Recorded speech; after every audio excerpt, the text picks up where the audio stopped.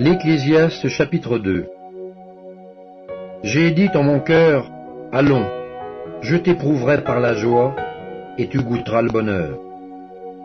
Et voici, c'est encore là une vanité. J'ai dit du rire, insensé, et de la joie, à quoi sert-elle?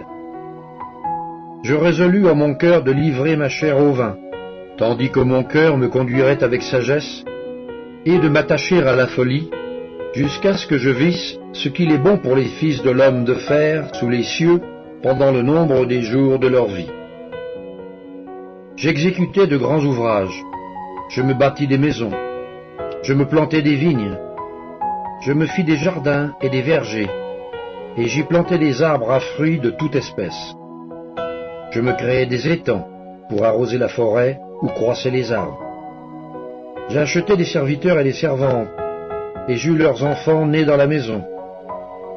Je possédais des troupeaux de bœufs et de brebis, plus que tous ceux qui étaient avant moi dans Jérusalem.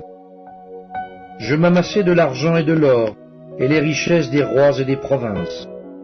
Je me procurai des chanteurs et des chanteuses, et les délices des fils de l'homme, des femmes en grand nombre. Je devins grand, plus grand que tous ceux qui étaient avant moi dans Jérusalem. Et même ma sagesse demeura avec moi. Tout ce que mes yeux avaient désiré, je ne les en ai point privés. Je n'ai refusé à mon cœur aucune joie, car mon cœur prenait plaisir à tout mon travail, et c'est la part qui m'en est revenue. Puis j'ai considéré tous les ouvrages que mes mains avaient faits, et la peine que j'avais prise à les exécuter. Et voici, tout est vanité et poursuite du vent, et il n'y a aucun avantage à tirer de ce qu'on fait sous le soleil. Alors j'ai tourné mes regards vers la sagesse, et vers la sottise et la folie. Car que fera l'homme qui succédera au roi? Ce qu'on a déjà fait. Et j'ai vu que la sagesse a de l'avantage sur la folie, comme la lumière a de l'avantage sur les ténèbres. Le sage a ses yeux à la tête, et l'insensé marche dans les ténèbres. Mais j'ai reconnu aussi qu'ils ont l'un et l'autre un même sort.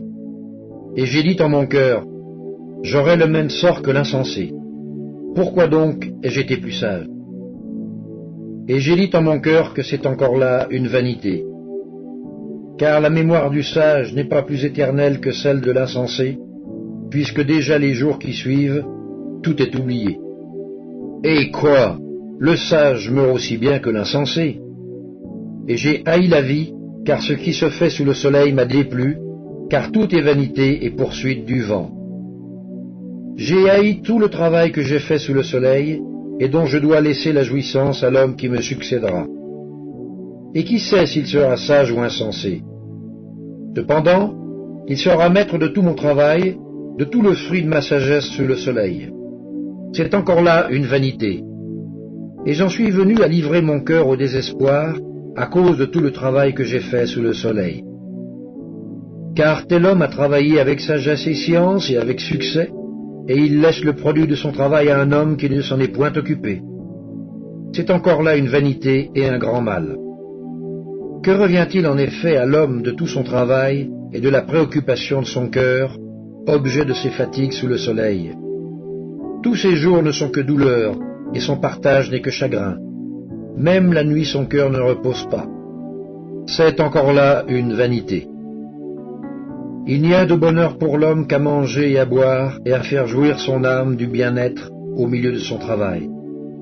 Mais j'ai vu que cela aussi, qui en effet peut manger et jouir si ce n'est moi?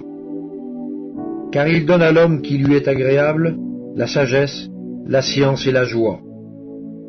Mais il donne aux pécheurs le soin de recueillir et d'amasser, afin de donner à celui qui est agréable à Dieu.